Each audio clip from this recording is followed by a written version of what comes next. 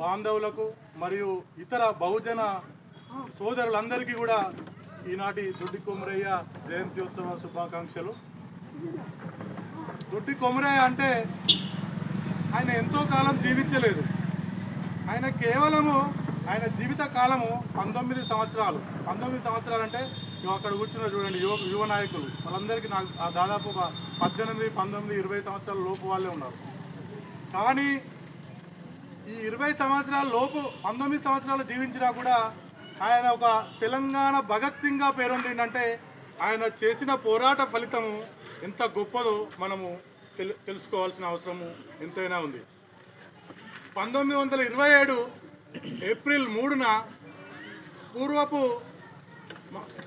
పూర్వము నల్గొండ జిల్లా, ప్రస్తుతము జనగామ జిల్లా దేవరుప్పల మండలము కడవెండి గ్రామంలో జన్మించినటువంటి శ్రీ దొడ్డి కొమరయ్య గారు ఆనాటి వాళ్ళ విష్ణూర్ దేశ్ముఖ్ దొరసాని జానమ్మ, కొందరు జానకమ్మ అని కూడా అంటారు, ఆ జానమ్మ చేసే వికృత చేష్టలకు, ఆమె యొక్క అరాచకాలకు, ఆమె యొక్క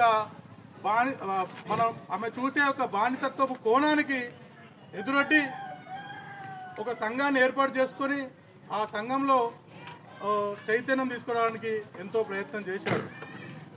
ఎంతోమంది చదువుకున్న వాళ్ళు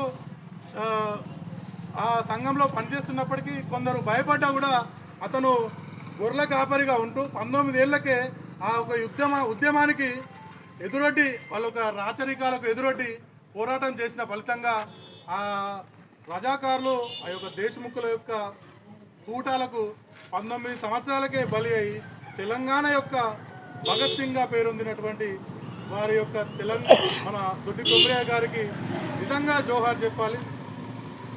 వారి యొక్క స్ఫూర్తిని, వారి యొక్క పోరాట పటిమను, వారి యొక్క చైతన్యాన్ని మనము యువకులము నరన బహుజన, ఆయన ఒక్కడే కురుమ కులస్తులు ఒక్కొక్కలే కాదు, బహుజన వీరులందరూ కూడా బీసీ ఎస్టీ మైనార్టీలందరూ కూడా ఆయన యొక్క స్ఫూర్తిని నరాన నింపుకొని ప్రశ్నించే తత్వాన్ని మనం పెంపొందించుకొని ప్రతి ఒక్క ఉద్యమంలో చైతన్యవంతంగా పాల్గొని ప్రతి ఒక్క ఉద్యమానికి నాంది పోయాలని మరొక్కసారి పేరున అందరికీ తెలియజేసుకుంటూ, ఇంకొక చిన్న విషయము, ఈయన జయంతి సందర్భంగా మనకొక రాష్ట్ర యువ నాయకులు కొంతమంది పిలుపునిచ్చినారు. ఏ విషయం అంటే మనకు ఒక కోకాపేటలో ఒక ల్యాండ్ గత ప్రభుత్వం మనకు ఒక 10 ఎకరాల ల్యాండ్ ఇవ్వడం జరిగింది. అది ప్రతి కుల సంఘానికి కొంత అని చెప్పి గత ప్రభుత్వం కేసీఆర్ గారి ప్రభుత్వంలో కొంత ఇవ్వడం జరిగింది. మన కోకాపేట పోలీస్ దగ్గర 10 ఎకరాల భూమి ఇవ్వడం జరిగింది.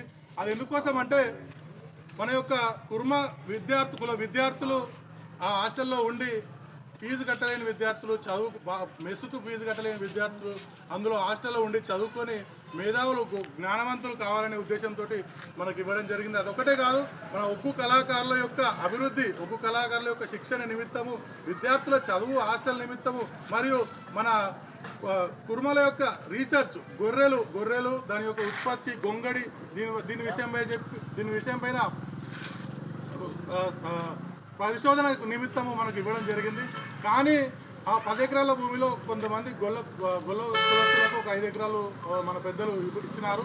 మిగతా 5 ఎకరాలలో కూడా ఈరోజు ఒక ప్రైవేట్ సంస్థ, మన కుర్మకుల పెద్దలు ఏం చేస్తున్నారంటే మనకు ప్రైవేట్ సంస్థ అయినటువంటి నారాయణ సంస్థకు వాళ్ళకు లీజుకి ఇచ్చే ప్రయత్నం, ఆల్రెడీ లీజ్ డీడ్ కూడా చేసుకున్నారు.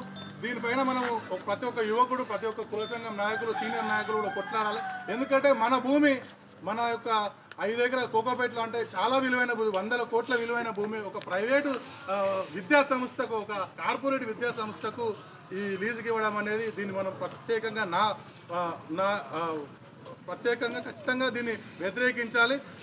ఈ విషయమై గత ఏప్రిల్ 1న ఇందిరాపార్క్ దగ్గర ధర్నా కూడా జరగడం జరిగింది. అనివార్య కారణం వల్ల నేను కూడా వెళ్ళలేకపోయాను. మనం చైతన్యమై ఆ యొక్క భూమిని మనం కాపాడుకునే దిశగా మరొక్కసారి ప్రయత్నం చేయాలని తెలియజేస్తూ, ఈ అవకాశం ఇచ్చినందుకు ప్రతి ఒక్కరికి పేరున ధన్యవాదాలు తెలియజేసుకుంటూ, జోహార్ దొడ్డి కొమరయ్య, జోహార్ దొడ్డి కొమరయ్య, జోహార్ దొడ్డి కొమరయ్య. ఇప్పుడు ఈ సమావేశాన్ని ఉద్దేశించి